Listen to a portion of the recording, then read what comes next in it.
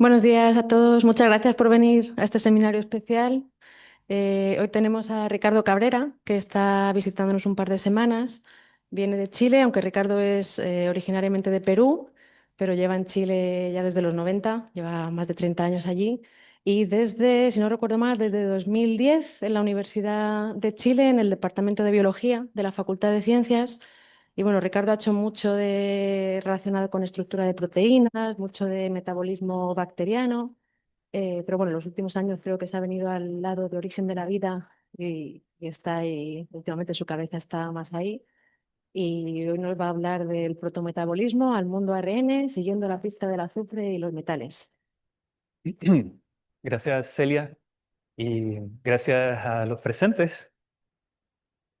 Mm, Como decía Celia, mi, mi formación inicial es en la bioquímica, pero todo ese conocimiento de la bioquímica a la larga resulta muy útil a la hora de tratar de entender cómo se origina la bioquímica misma.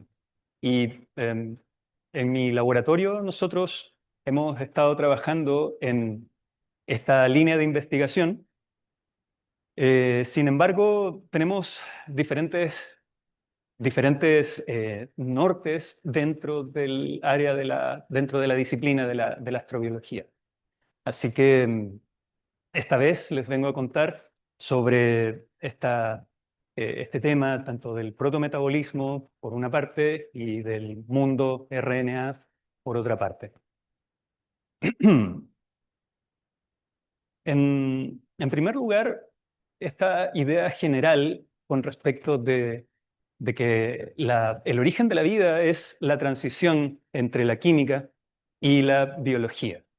Entonces, uno tiene que poder prestar atención a los procesos bioquímicos tal como ocurren hoy en día en la bioquímica actual, en donde tenemos las reacciones del metabolismo, donde tenemos procesos tan importantes como la síntesis de proteínas. Y estos procesos de la bioquímica, de alguna forma, vienen desde el origen.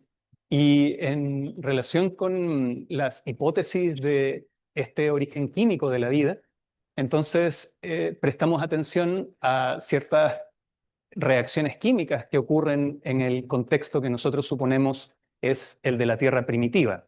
Este tipo de química es lo que nosotros llamamos química prebiótica y el objetivo de esta química es poder construir los bloques de construcción molecular que actualmente nosotros vemos en el metabolismo. Básicamente, cómo se generan los aminoácidos, cómo se generan los azúcares que vemos en el metabolismo a partir de componentes de este ambiente primitivo, en donde estos bloques mucho más sencillos, como el CO2, como el amoníaco, estaban disponibles y hay distintas maneras en las que se ha enfocado este proceso de producción de moléculas, dependiendo de si se prefiere mirar esto desde el punto de vista de los sistemas hidrotermales, de la química de interfaz mineral atmósfera, desde las fuentes de energía de las descargas eléctricas o desde las fuentes de energía geoquímica más relacionada con los volcanes y los sistemas hidrotermales. Entonces, lo que uno está tratando de hacer es construir este puente entre los procesos que vemos actualmente y lo que suponemos eran procesos químicos originales. De esta forma, la charla que quiero contarles hoy día tiene estas dos partes. Una, la primera, con respecto del protometabolismo y en el metabolismo, en los procesos químicos que están sucediendo actualmente en cada una de las células que tenemos, la energía, el cómo ocurre el trabajo químico, esta instancia en que la célula es una entidad alejada del equilibrio químico, ese trabajo químico depende de ciertas moléculas particulares, en general moléculas que llevan un grupo fosfato, como el ATP. Entonces, lo primero que quiero comentarles es nuestra hipótesis sobre cómo se originó cómo entró el grupo fosfato a formar parte de las vías metabólicas de la célula. Y en la segunda parte quiero hablarles de un, una hipótesis sobre cómo los catalizadores del metabolismo actual, que son las proteínas, que son estas macromoléculas hechas de cadenas de aminoácidos, cómo es que esas moléculas efectivamente fueron construidas a partir de una instancia en el proceso del origen de la vida, que es más compleja que el protometabolismo, que se le tiende a llamar la época o la era del mundo RNA. Así que vamos con estas dos partes del trabajo que hemos estado haciendo. Y como les mencionaba, cuando uno habla de energía, uno encuentra procesos químicos en donde este grupo químico, que es el grupo fosfato, tienen ahí un fósforo rodeado de 4 oxígenos. Ese grupo fosfato está reaccionando con distintas moléculas y uno dice esas moléculas están fosforiladas porque tienen el grupo fosfato. Entonces la molécula principal, la que se ha llamado la moneda química, es el ATP y como ven ahí en la estructura del ATP tienen 3 grupos fosfato. Entonces ese grupo fosfato no solamente está en el ATP, también está en el ácido desoxirribonucleico, en el ácido ribonucleico, en el proceso de polimerización de aminoácidos para formar proteínas, también está presente el grupo fosfato. Los azúcares del metabolismo energético también están fosforilados. Los cofactores que son tan importantes para las reacciones enzimáticas, gran parte de ellos también están fosforilados. Las membranas, que son las que generan el borde de las células, los lípidos también están fosforilados. Y en los procesos de regulación en los que las proteínas se activan o se inactivan, también están participando los grupos fosfato. Entonces, la bioquímica, las reacciones de la bioquímica tienen este grupo que está circulando en las distintas estructuras relevantes. Entonces, la pregunta es, ¿cómo entró el grupo fosfato al metabolismo? En buenas cuentas, ¿cómo se genera el ATP? Y cuando uno mira los libros estándar de bioquímica, a mí me tocó mucho mirar los libros estándar de bioquímica. Yo mismo hago clases de estas cosas para los estudiantes de pregrado y claro, cuando les estoy hablando de las vías metabólicas, normalmente me miran así y dejan pasar el tiempo. Pero cuando les digo que estos procesos están conectados con el origen de la vida, inmediatamente hay un cambio en el interés y estas son preguntas que uno puede trabajar con los estudiantes de pregrado también y darles un poco más de contexto a lo que ellos están estudiando. Bueno, sucede que la manera típica de generar ATP es en la respiración, donde tenemos el proceso de transporte de electrones, muchas proteínas muy complejas que facilitan el transporte y la acumulación de protones a un lado de la membrana mitocondrial interna.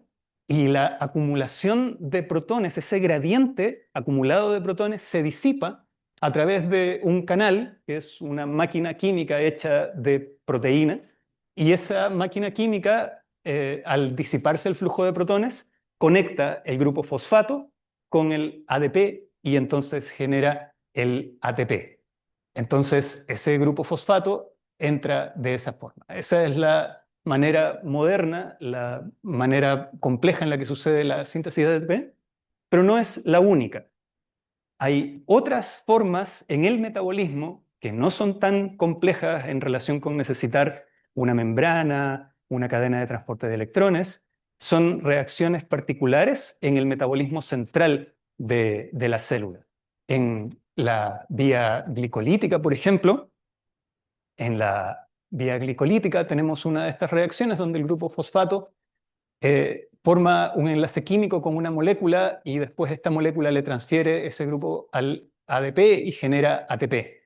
Lo mismo sucede en la vía del acetato, en donde también entra el grupo fosfato y mediante una reacción química eventualmente se genera el ATP. Y también en el ciclo de Krebs, ustedes habrán escuchado hablar del ciclo de Krebs, también hay una de esas reacciones en donde entra el grupo fosfato y eventualmente se genera el ATP.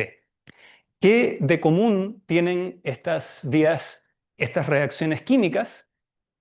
Cuando uno pone la lupa y mira el sitio activo, el mecanismo de reacción de estas enzimas, en todos los casos tenemos al grupo fosfato atacando químicamente a un intermediario donde está presente el átomo de azufre. Como ven, el átomo de azufre está unido aquí a un grupo carbonilo, un CO, y ese esquema estructural se llama tioéster. Vemos al tioéster en la reacción de la glicólisis, vemos al tioéster en la reacción del acetato, en la vía del acetato, y vemos también al tioéster en el ciclo de Krebs. Y cuando tenemos un tioéster, lo fundamental es que ese enlace es altamente reactivo y permite que el grupo fosfato entonces pueda conectarse químicamente. Si no es este grupo tioéster, ese grupo fosfato difícilmente forma enlaces con ninguna otra molécula. Es decir, el grupo fosfato es muy poco reactivo, excepto hacia tioésteres. Y bueno, pensando en este tipo de reacciones, más o menos en 2018, 2022, un grupo de investigación, en el grupo de Nick Lane, publicaron papers con respecto de cuál podría haber sido la versión primitiva, la versión prebiótica de esta vía, de la vía del acetato. Es decir, esta reacción, donde tenemos el tioéster acá, junto con el grupo a metilo del acetato. Y ellos hicieron este par de trabajos absolutamente muy bien hechos, donde se pudo demostrar lo siguiente. La versión, la versión primitiva del tioéster es el tioácido. Como ven ahí, mucho más simple. De todas formas, tenemos el carbonilo con el azufre, pero ya no tenemos un grupo químico aquí junto al azufre, sino que tenemos sencillamente un hidrógeno y tenemos este grupo carboxilato. Y ese grupo tiocarboxilato puede efectivamente unirse al fosfato, reemplazando al azufre, y se forma este intermediario. Y ellos demostraron que este acetilfosfato puede directamente, vía catálisis por hierro más 3, transferir ese grupo fosfato al ADP y generar ATP.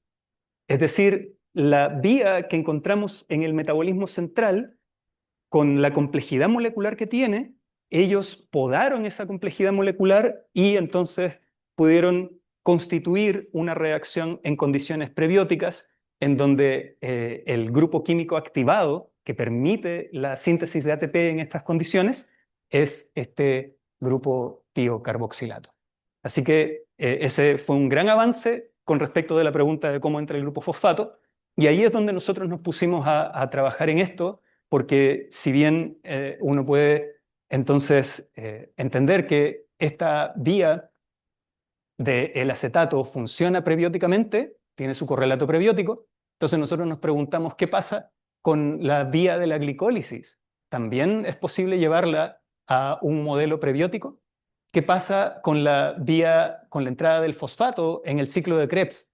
¿También podemos llevarla a una reacción prebiótica utilizando el esquema que nos propone Witcher, Pina y Nick Lane en sus papers? Así que eso fue lo que nosotros empezamos a trabajar. Y en la glicólisis nosotros tenemos las reacciones catalizadas por enzimas en la glicólisis.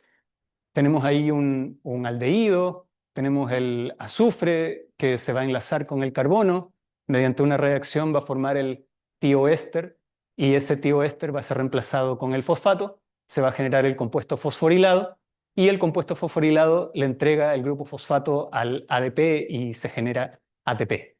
Entonces, eso es lo que sucede en la reacción de la glicólisis, y nosotros nos preguntamos si podemos llevar esto al contexto prebiótico.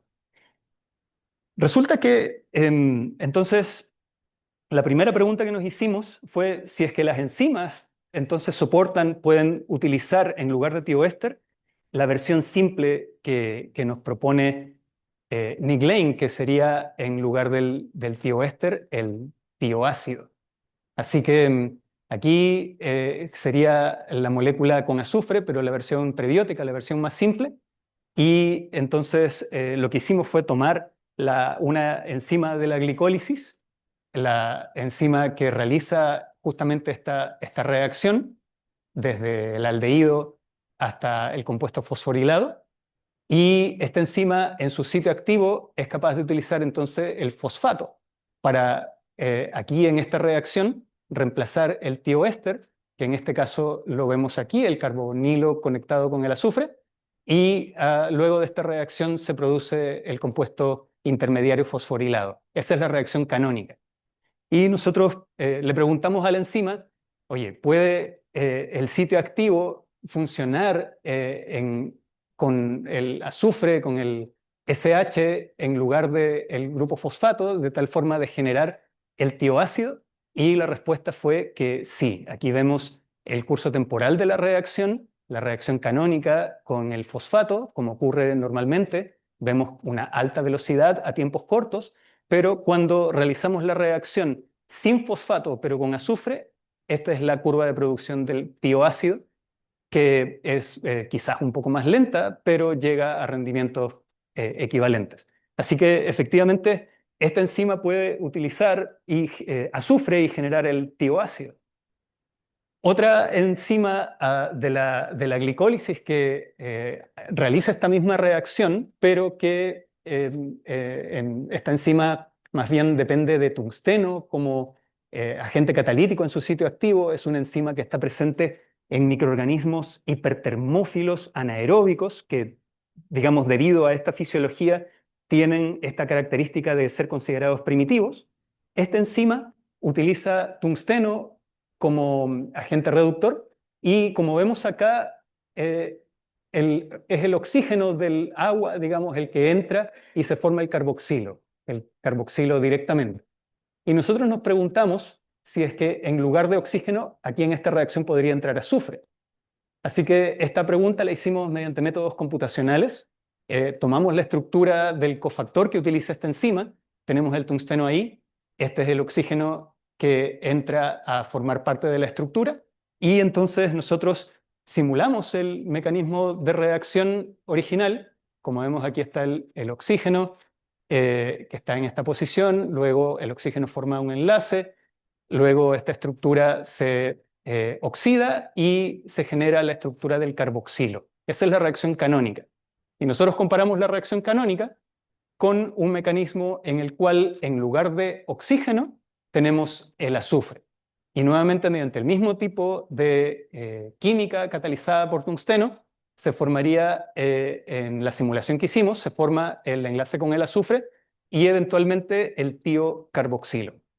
Y cuando hicimos este análisis, pudimos observar que incluso la barrera energética para la reacción con azufre, en donde finalmente se sintetiza el tiocarboxilo, es una barrera energética de menor magnitud. Es decir, si nosotros a la hora que in vitro le ofrezcamos el azufre a la enzima, esta debería estar produciendo el tioácido.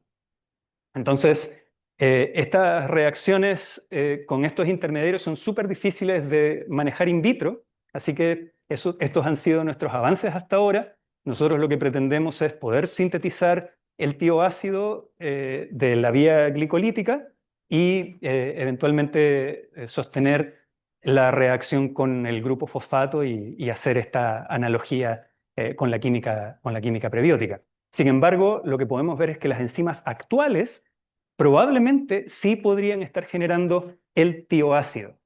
¿Por qué fisiológicamente ellas no funcionan de esa forma actualmente? Nosotros creemos que sí, que es posible que ellas estén funcionando así como una especie de remanente de una época más primitiva, una especie de anillo. Ustedes saben que cuando van creciendo el tronco de un árbol van formándose capas de anillo concéntricas. Entonces nosotros creemos que con estas observaciones estamos mirando los anillos más internos, los procesos bioquímicos que estas enzimas realizaban en una época de un metabolismo más primitivo. Ahora, respecto de la otra parte del metabolismo, la tercera parte, la del ciclo de Krebs, también nos preguntamos si es que esta química de fosforilación basada en tioácido también trabaja para los intermediarios del ciclo de Krebs. Aquí tenemos nuevamente el mismo esquema que les había mostrado hace un momento. Y la reacción que está presente en el ciclo de Krebs es el tioéster que reemplaza el grupo fosfato y que forma el compuesto fosforilado y que eventualmente se lo entrega a ADP para formar ATP. Esa es la parte del ciclo de Krebs que involucra al tioéster. Esta otra parte que vemos justo antes no es parte del ciclo de Krebs, pero es parte de otro ciclo, un ciclo autocatalítico que funciona en arqueas, así que de todas maneras puede tener relevancia prebiótica. Pero enfocándonos en el ciclo de Krebs, entonces la pregunta es si nosotros somos capaces de formar el tioácido y efectivamente nosotros mediante NMR, utilizando un compuesto inicial muy reactivo, que es el tiosuccinato, perdón, el succínico anhídrido, en presencia de ácido sulfídrico, somos capaces de sintetizar este intermediario, el tioácido. Vemos la señal del metilo, este es NMR de protones. Vemos la señal del metileno, quiero decir, que está adyacente al azufre, que debería estar formando un triplete. Y vemos también la hidrólisis, que forma, digamos, que hidroliza el tiocarboxilo.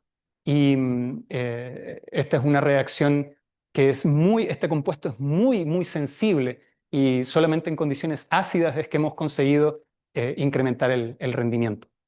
Y por otra parte también somos capaces de sintetizar la versión fosforilada del succínico, el succinil fosfato.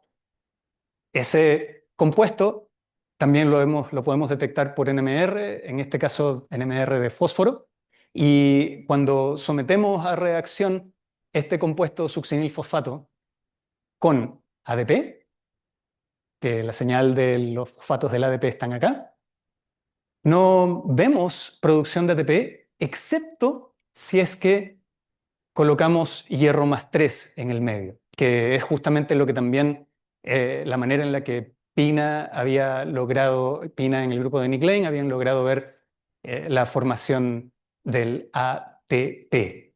Y tenemos una señal, aunque sea pequeña, pero significativa, digamos, por sobre el background, y actualmente estamos trabajando en optimizar las condiciones para poder incrementar la producción del ATP. Entonces, estos resultados a nosotros nos han llevado a efectivamente concluir que cuando se trata de las vías metabólicas, las vías centrales, la entrada del grupo fosfato en las vías centrales, efectivamente en cada uno de los casos que observamos en el metabolismo podemos tener un nivel de correlato con procesos prebióticos y por lo tanto esto apoya la idea de que el metabolismo apareció en un contexto en un ambiente donde había azufre, donde estaba presente estas condiciones de gradientes de pH, y esas condiciones tienen mucho sentido con estos escenarios de sistemas hidrotermales en el fondo del mar, porque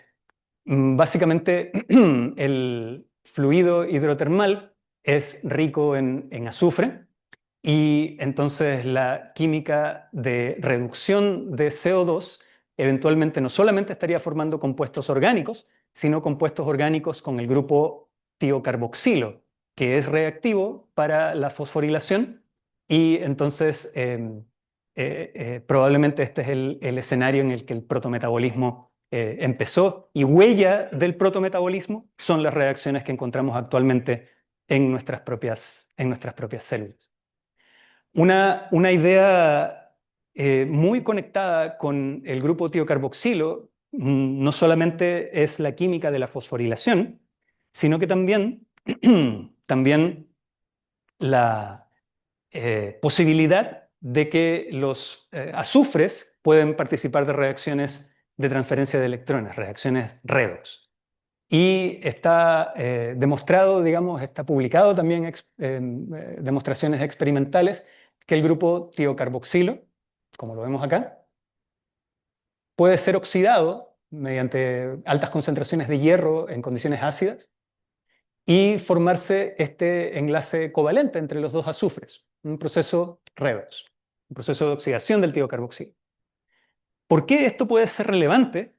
Porque parte de las especies químicas que se pueden formar en estos sistemas hidrotermales y que poseen el grupo tiocarboxilo son los aminoácidos. Vemos aquí la estructura de un aminoácido, pero no es la forma canónica donde tenemos un carboxilo, sino que es la versión tioaminoácido, la versión en donde el tiocarboxilo está presente en la estructura del aminoácido. Esta es su cadena lateral y cuando se encuentra con otro aminoácido y sucede este proceso de oxidación del azufre, vemos que se forma aquí el enlace entre los dos azufres, pero eso permite que el nitrógeno de la estructura de uno de los aminoácidos pueda formar un enlace peptídico y entonces este ser un intermediario para la formación de enlaces peptídicos, para la polimerización de aminoácidos. Así que ese es otro gran punto de interés que hay con los grupos tiocarboxilo, la oxidación de tiocarboxilaminoácidos en una vía de polimerización de aminoácidos. Esto Okamoto ha encontrado en 2019 que se pueden formar péptidos de hasta 10 o 12 aminoácidos de longitud. Es decir, este proceso puede ocurrir reiteradamente y formar los primeros péptidos. Producción de enlaces peptídicos sin ribosoma, sin código genético, una producción en el contexto prebiótico, también basada en la química del tiocarboxilo. Así que, hablando de polimerización de aminoácidos, paso a la segunda parte de mi charla, que tiene que ver justamente con cómo se origina el proceso celular de producción de aminoácidos que lleva a cabo el ribosoma. Es decir, la polimerización de aminoácidos por la versión primitiva del ribosoma, que es lo que, que es lo que recibe el nombre de protorribosoma. Así que paso la página al segundo capítulo de esta historia, comentando que, bueno, el ribosoma es una maquinaria compleja hecha de RNA, hecha de proteínas, que es capaz de leer el código genético en la secuencia de un RNA, que es el que llamamos RNA mensajero, y a partir de la secuencia de tripletes en ese RNA mensajero, va conectando mediante el uso de otro tipo de RNA, que es el de transferencia, que está unido a aminoácidos, va formando entonces el enlace entre los aminoácidos. Y ese proceso es un proceso universal, es un proceso que viene desde el último ancestro común y como ven acá, depende del RNA mensajero, el RNA de transferencia y el RNA que forma la estructura del ribosoma mismo. Esta es una estructura gigantesca que se puede ver al microscopio electrónico.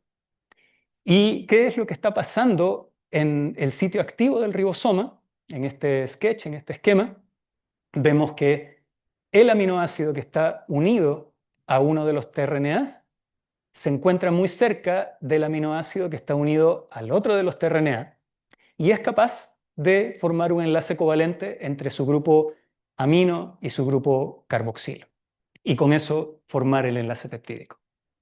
Actualmente, cuando uno mira la estructura del ribosoma, que lo vemos acá, estos tallarines que se ven acá vienen a representar el RNA, estas superficies que se ven acá vienen a representar las proteínas. Es una estructura gigantesca. Esto en color rojo y azul vienen a ser los RNA de transferencia. Y esto que está en el círculo acá es justamente el sitio activo donde ocurre la formación del enlace peptídico entre aminoácidos. Si uno despeja esta visualización y solamente se queda a mirar el RNA sin proteínas, ese sitio donde ocurre la formación del enlace peptídico es esta región que está acá. Es una región pseudosimétrica, es decir, una mitad, la mitad roja, es simétrica con la mitad naranja. Y se forma aquí un poro, y en ese espacio del poro es donde sucede la reacción entre los aminoácidos para la formación del enlace peptídico. Si nosotros quitamos toda esta estructura de RNA y nos quedamos solamente con esa sección pseudosimétrica, nos encontramos con esta estructura. El eje de simetría es perpendicular aquí al plano de visualización, entonces esto sufre una rotación de 180 grados y podemos encontrar entonces las dos mitades del poro en donde ocurre la formación del enlace peptídico. Esa sección, ese segmento, se piensa que es la parte más antigua del RNA ribosomal. Aquí vemos la estructura secundaria del RNA ribosomal de la subunidad mayor. Vemos aquí el sitio peptidiltransferasa y se ha propuesto que la evolución de este RNA ha ocurrido en distintas fases, en donde la fase 1 y la fase 2 son las fases más antiguas y vienen a estar determinadas por la aparición del sitio peptidiltransferasa. Aquí tenemos nuevamente esta estructura como de anillos concéntricos y la parte más antigua, el anillo más interno, la estamos viendo en el caso del protorribosoma. Se ha trabajado un poco con la ingeniería de cortar y pegar, porque ustedes ven que estas son RNAs continuos y muy largos, pero se ha cerrado este bucle aquí, se ha cerrado este bucle acá y lo mismo con este de acá, para generar un RNA que podría venir a representar justamente la región más primitiva del RNA ribosomal. Tenemos las dos mitades pseudosimétricas en estructura tridimensional, que sería la mitad verde y la mitad azul. Y esta construcción se ha sometido a evaluación experimental y han demostrado que puede formar enlaces peptídicos per se. Es decir, in vitro, en un sistema con aminoácidos activados, esta secuencia de RNA que tiene 140 nucleótidos, 70 en una mitad, 70 en la otra mitad, es capaz de, in vitro, tomar dos aminoácidos activados y hacer un enlace peptídico. Per se, sola, ella. Se ha demostrado que puede formar un solo enlace peptídico, no extiende la cadena larga, pero esa demostración ya es suficientemente importante. Entonces, si uno mira la estructura tridimensional, a partir de la estructura secundaria, podemos ir y ver en la estructura cristalográfica de rayos X del ribosoma de algunos de los que están con estructura conocida, la estructura tridimensional de esa región es esto que vemos acá, la mitad en verde, la mitad en azul, y los extremos están en estos puntos que tridimensionalmente están localizados aquí en estas esferas de color. Entonces, la pregunta que nosotros abordamos en este sistema. Si ustedes se fijan, tenemos este segmento de RNA embebido en la estructura gigantesca del ribosoma. Si uno toma ese segmento y lo saca fuera de ese contexto estructural, se sabe que es capaz de sintetizar un enlace peptídico.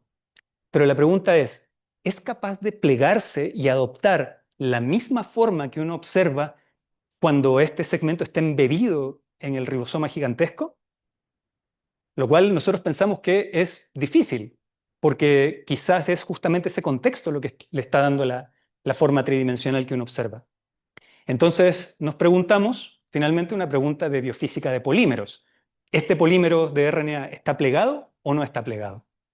Y utilizamos herramientas de biofísica de polímeros para evaluar la respuesta. Básicamente tomamos desde el extremo rosado y del extremo amarillo, y mediante un tipo especial de metodología que se llaman pinzas ópticas de molécula individual, somos capaces de estirar la estructura de este RNA y soltarla y ver qué tanto adopta la estructura tridimensional.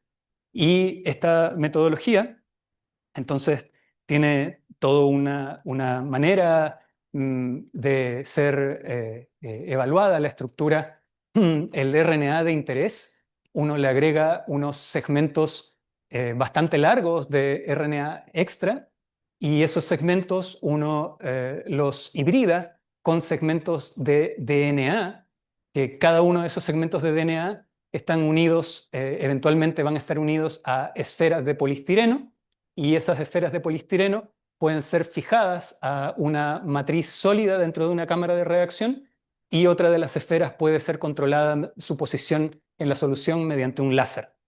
Entonces, el setup experimental de las pinzas ópticas puede mover una de las esferas de polistireno, estirarla, y esto ustedes lo pueden ver acá. No sé si alcanzan a notar que efectivamente hay dos pelotitas, y mediante el láser en esta cámara uno puede trabajar la posición de una de esas pelotas y estirarla, y esto se puede hacer en un proceso automatizado donde se controla la fuerza con la cual está ocurriendo y la distancia que está ocurriendo en ese estiramiento.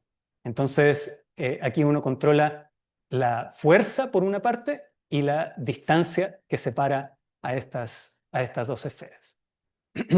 Haciendo ese tipo de análisis, entonces llegamos a este tipo de curvas, que son curvas de fuerza en piconewtons y extensión en nanómetros, y este es el perfil que uno llega a obtener. Y es bastante intuitivo. ¿Qué pasa si ustedes estiran un elástico de goma? Mientras más es la extensión, más es la fuerza que están aplicando, y viceversa. Entonces, lo que ve este gráfico son las perturbaciones en ese comportamiento. Y esas perturbaciones tienen que ver con el desplegamiento del protorribosoma que nosotros tenemos aquí atrapado en este esquema. Así que, viendo esto, haciendo un análisis biofísico del el perfil de fuerza versus extensión, entonces pudimos observar que en verdad el protorribosoma, los extremos que separan, digamos, los extremos del polímero, de acuerdo con la estructura tridimensional que uno observa en la cristalografía de rayos X del ribosoma, la distancia a la que se encuentran esos extremos es de 2.2 nanómetros en la estructura tridimensional de rayos X del ribosoma. Sin embargo, con nuestro análisis nosotros podemos ver que la distancia a la que se encuentran esos extremos es más o menos 35 nanómetros. Entonces, ese RNA no está generando una estructura compacta realmente. Así que, finalmente, entonces, lo que podemos decir es que el protorribosoma, ese segmento de RNA primitivo, probablemente necesita de un ambiente, un contexto estructural para poder formar esa estructura tridimensional, ya sea que ese contexto se lo dé actualmente la estructura del ribosoma, o que, por ejemplo, en el ambiente primitivo, los péptidos que este protorribosoma estuviera generando podrían haber formado un ambiente tipo coacervados, un cambio de fase líquido-líquido alrededor de la estructura del protorribosoma que efectivamente le diera la posibilidad de plegarse. Y para terminar con lo que quería comentarles, otro aspecto que nosotros hemos estudiado del ribosoma es que cuando uno mira la estructura tridimensional, el plegamiento del RNA depende de cationes divalentes como el magnesio, porque el RNA es un polímero de cadena de azúcar fosfato con muchas cargas negativas, entonces depende para estructurarse de la presencia de magnesio. Hay grupos de investigación que han propuesto que en la Tierra primitiva, en una época previa al gran evento de oxidación, hace 2.500 millones de años atrás, el hierro era más prevalente en los océanos, y han evaluado entonces si es que en lugar de magnesio, el hierro puede estar realizando esta función de interacción electrostática que permite el plegamiento. Si uno mira la estructura del protorribosoma, ahora el sitio activo donde se encuentran los aminoácidos, uno es capaz de ver regiones que se han denominado microclústeres binucleares de magnesio, es decir, dos magnesios que están inusualmente cerca, inusualmente juntos. Y cuando uno mira esos microclústeres, entonces esa estructura, si uno se pregunta si estos magnesios estuvieran reemplazados por hierro, es posible que pueda ocurrir una química de transferencia de electrones, porque a diferencia del magnesio, el hierro puede pasar de hierro más 2 a hierro más 3. Y esta idea la han evaluado, efectivamente em, eh, han publicado una redacción reportera en la que la oxidación del hierro más 2 en la estructura del RNA permite la generación de un radical que después ataca una molécula que cambia su color. Entonces han visto que eso, digamos, es una característica que le puede ocurrir a los RNA ribosomales, a los fragmentos del RNA ribosomal, que que tienen presentes estos microclústeres cuando se reemplaza el magnesio por el hierro. Pero no se había hecho esta observación con respecto del protorribosoma. Así que nosotros llevamos a cabo utilizando este mismo método que está publicado, pero por primera vez evaluando si es que el protorribosoma es capaz de realizar transferencia de electrones cuando sus magnesios en su estructura han sido reemplazados por hierro. Y efectivamente somos capaces de ver el proceso de transferencia de electrones. Así que con esto, la hipótesis que nosotros estamos proponiendo es que en un estadio primitivo, el protorribosoma poseía hierro en lugar de magnesio en los microclústeres. Y entonces, si nosotros recordamos la química de tioácidos, de tioaminoácidos que les mostré hace unas diapositivas atrás, los tioaminoácidos los azufres, oxidar y generar un intermediario que eventualmente pueda hacer polimerización de aminoácidos. Ahora, el hierro oxidado, digamos, que permite que se forme este enlace, queda como hierro más 2. Y justamente nosotros en el tubo de ensayo estamos viendo que el hierro más 2 es capaz de ser oxidado mediante esta reacción reportera a hierro más 3, efectivamente constituyendo un ciclo catalítico. Entonces nosotros proponemos que la función original del protorribosoma en la polimerización de enlaces peptídicos primitiva, no codificada, sin RNA mensajero, sin otras estructuras, fue una función redox, en donde el hierro en su estructura y precisamente en estos microclústeres permiten este reciclaje de hierro que con aminotioácidos pueden entonces formar el enlace peptídico. Actualmente estamos trabajando en esta hipótesis, digamos, como la primera polimerización de aminoácidos prebiótica, también basándonos en la química del azufre y en la participación de metales catalíticos, que es la historia que les quería contar hoy día. Así que aquí agradezco a los alumnos de mi laboratorio. Nosotros, les decía, tenemos distintas líneas de investigación: química prebiótica, mundo RNA, que es lo que les he mostrado ahora, pero también trabajamos la bioinformática de las redes del metabolismo en función de ver cuáles eran las redes primitivas, sistemas hidrotermales y ambientes reductores, buscando enzimas de tungsteno en estos ambientes que son anaeróbicos y de alta temperatura.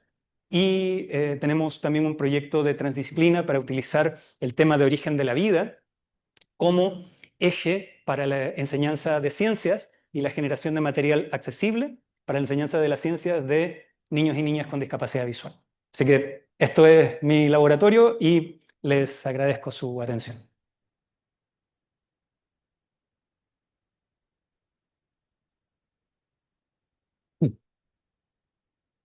Muchas gracias, Ricardo. Muy interesante y muy bien explicado. Cómo se nota cuando uno es profesor, que explica las cosas bien. ¿Tiene alguien alguna pregunta? ¿Algo? Adelanta por allí primero.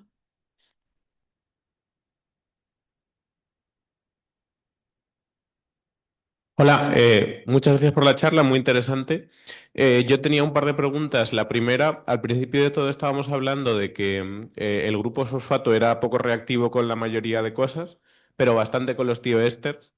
Y tenía una pregunta porque al final, en principio, si no sabes muchísimo de química, el sulfuro se parece bastante al oxígeno. Entonces yo me pregunto si no es también reactivo a un carboxilo normal. ¿Hay algún motivo fácil de entender por el que haya esta diferencia? Claro, efectivamente, cuando tú tienes un carboxilo, el grupo saliente es agua, Mm, y entonces, claro, en medio sí, acuoso eso es. inhibición. Vale. Por otra parte, el carboxilo per se, debido a la resonancia de los oxígenos con el carbono central, esa resonancia hace que el carboxilo sea muy estable, entonces también poco reactivo. Mm. Cuando tienes un azufre reemplazando uno de esos dos oxígenos, esa resonancia ya está mucho más atenuada y entonces es más reactivo. Vale, tiene mucho sentido. Y luego la otra pregunta que tenía era, déjame un segundito. Ah, sí, con la parte del protorribosoma, si he entendido bien, vosotros habéis aislado, digamos, la parte esta del centro activo y la habéis convertido en una sola secuencia a base de cerrar determinados puntos y demás. Y me pregunto si puede haber ahí distintas maneras de hacerlo, que quizá alguna de esas maneras dé lugar a una estructura que sí que se pliega mejor. Definitivamente, ahí uno podría ir nucleótido a nucleótido, justamente en las zonas de cortar y pegar, y evaluar digamos, la eficiencia en la funcionalidad del protorribosoma. En el análisis donde se hizo este trabajo, que es del grupo de Ada Jonat, la cristalógrafa que publicó la estructura inicialmente del ribosoma, estructura cristalográfica, por ahí por los años 2000, ellos, una línea de trabajo que tienen ha sido justamente en hacer este acercamiento para ver cuál es la región mínima. Ellos han probado distintas alternativas y parte del análisis ha consistido en esta búsqueda fina.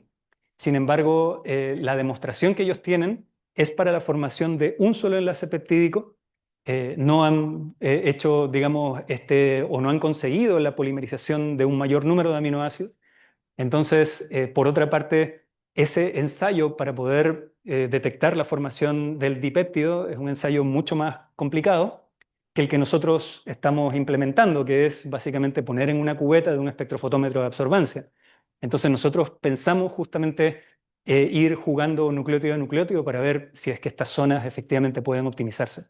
De acuerdo, muchas gracias. Gracias a ti.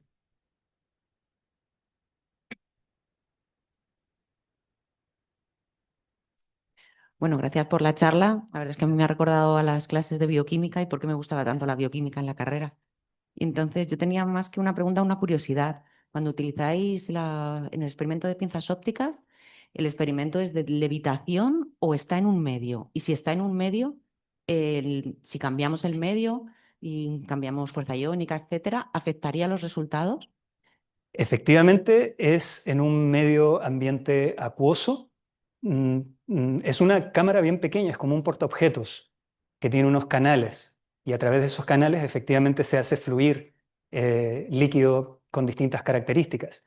Y este sistema, digamos, tiene unas mangueras muy delgaditas con las que la punta de la pipeta permite entonces que uno pueda fijar una de las bolas de polistireno y que luego el esquema en donde uno ha insertado el protorribosoma que viene con la otra bola se pueda unir y entonces uno puede cambiar efectivamente, eh, por ejemplo, el magnesio por el hierro, que es algo que a nosotros nos ha costado mucho porque el hierro +2 se oxida en condiciones oxigénicas. Entonces, el único problema es que esta cámara, claro, trabaja expuesta al oxígeno, entonces es difícil llegar a ese punto, pero básicamente uno podría también cambiarle el pH, poner cambiar magnesio por sodio y ver cómo eso afecta la estabilidad del RNA. Así que sí, es un aparataje. Ahora estamos, digamos, no hay ninguna publicación donde se haya hecho esto en condiciones anaeróbicas y ahí es donde nosotros también queremos poner un poco nuestras ideas, pero efectivamente es un sistema que en química prebiótica no se ha usado, para estudiar RNA no se ha usado, sí se ha usado muchísimo en el mundo de las proteínas, se ha usado también para el folding de RNA, así que tiene esas posibilidades. Muchas gracias. Ujú.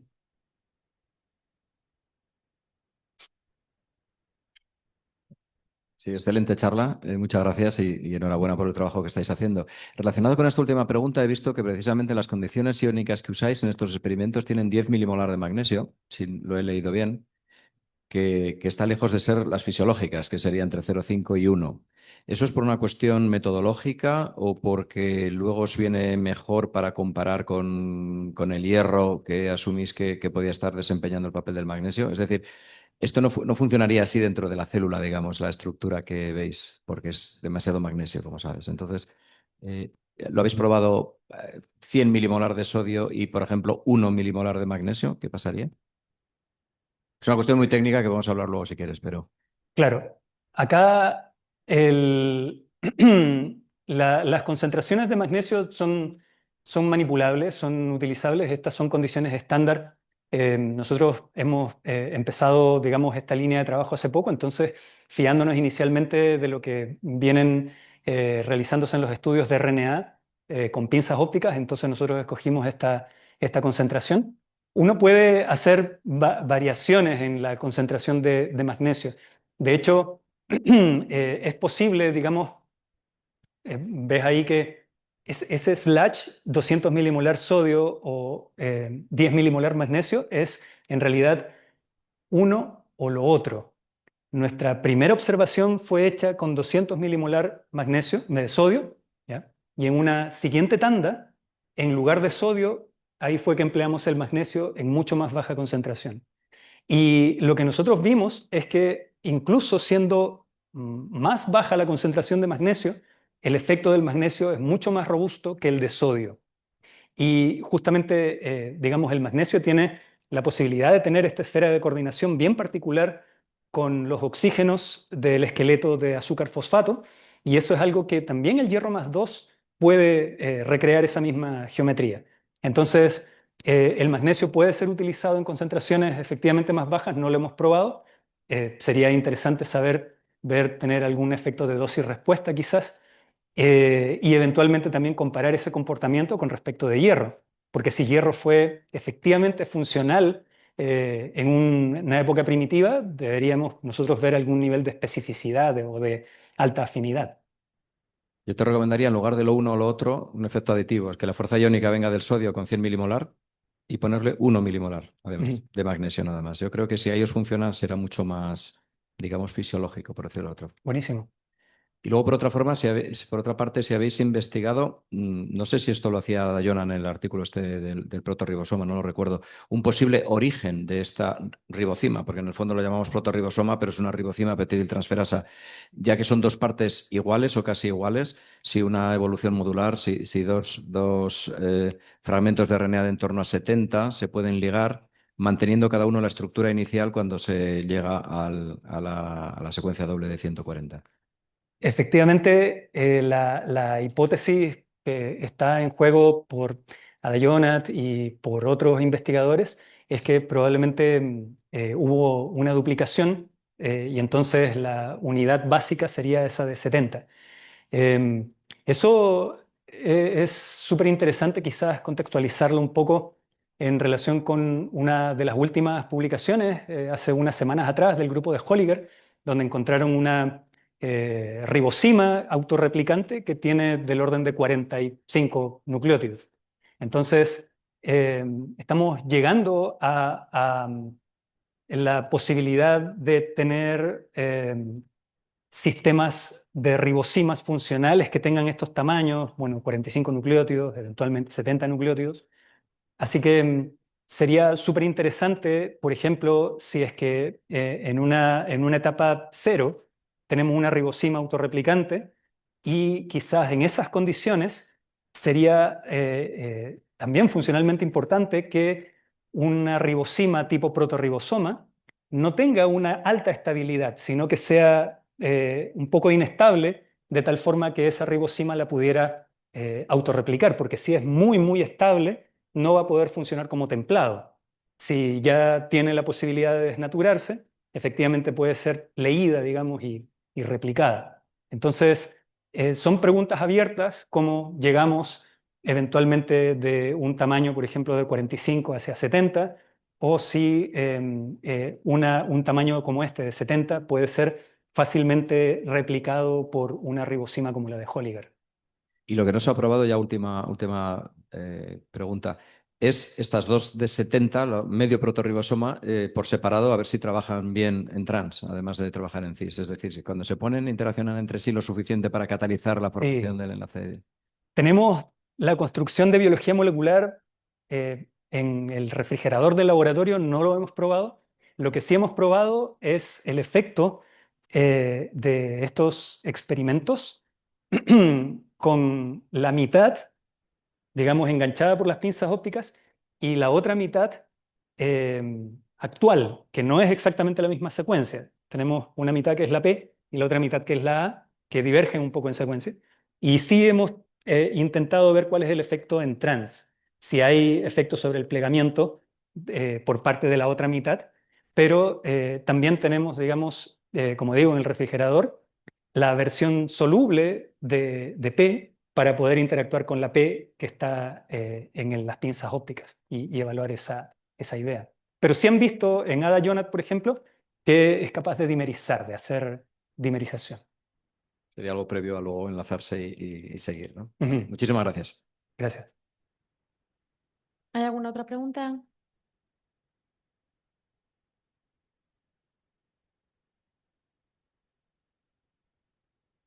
Hola, muchas gracias por la charla, muy interesante. Yo tengo una curiosidad más general. Independientemente de las condiciones del experimento, de las pinzas y tal, ¿cómo de reproducible es el resultado? O sea, cuando luego repliega, ¿cómo sabéis que siempre repliega igual o es simplemente que no pliega y ya está? Ese es buen punto porque, como lo señalaba, estos son experimentos de molécula individual. Entonces uno puede manejar aquí las estadísticas de eventos por molécula y típicamente esto de estirar y soltar, estirar y relajar, uno lo hace decenas de veces. Entonces para cada molécula tenemos una estadística de decenas de veces en la que hemos hecho este desplegamiento y replegamiento. Y por otra parte también podemos tener la estadística de distintas moléculas. Es decir, podemos hacer un nuevo setup al día siguiente con otra preparación de RNA y volver a pescar, digamos, una molécula individual y hacer el proceso. Entonces, tal como tú lo mencionas, es posible jugar con estas estadísticas. Entonces, estos resultados que yo estoy mostrando vienen de histogramas, de distribución de valores de fuerzas y extensión. Es decir, no es un solo valor, sino que es una distribución de acuerdo con la estadística que vamos sacando. Ujú. Pero dirías que en general es un proceso reproducible porque hay un... Tiene una distribución ajustable, digamos, a una gaussiana en la mayoría de los casos, con un máximo, y entonces uno toma el máximo del ajuste en lugar de tomar un valor observado. Vale, gracias. Y otra pregunta, pues. Eh, Perdona, que estaba despistada. vale. Sí, sí, sí, sí. Eh, con respecto a la primera parte del trabajo del ATP, entonces, bueno, ¿crees que en el campo como que hay mucho consenso de que tuvo que haber un proceso de síntesis prebiótico del ATP sí o sí por todos estos resultados que vais sacando? ¿O es posible que esto apareciera mucho más tarde en la evolución porque había otras fuentes de energía química al principio? O sea, ¿cuánto consenso hay en que el ATP se tuvo que sintetizar de alguna forma? Sí, ese es buen punto porque el ATP tiene una complejidad en el sentido de la, la síntesis prebiótica de nucleósidos es muy difícil. Poder conectar una base nitrogenada con un azúcar en esa posición es química, digamos, en el tubo de ensayo es muy desafiante. Entonces, en ese sentido, justamente resultados como los de Witcher, Pina y Nick Lane, apuntan, por lo menos en el resultado de ellos, a que el acetilfosfato fue el original, la molécula primitiva. Y solamente a partir de él es que se pudo llevar a la generación de algo un poco más complejo como el ATP.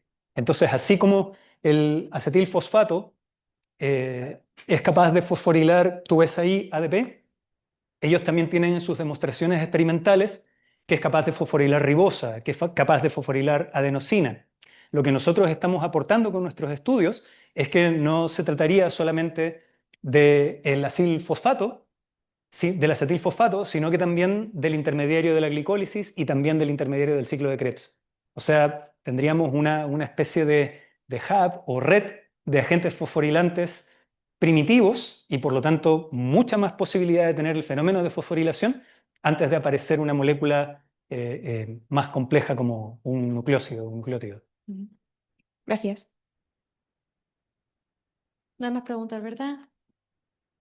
Comentaros que el resto de la semana va a estar aquí. Si alguien quiere hablar con él con más tiempo de cualquier cosa, mandamos un correo a mí, a Celia Blanco, y lo organizamos. Y ya con esto, pues nada, agradecerle a Ricardo por última vez, muchas gracias por tu tiempo y por tu charla, y a todos vosotros por haber venido un martes. Gracias. Gracias a todos.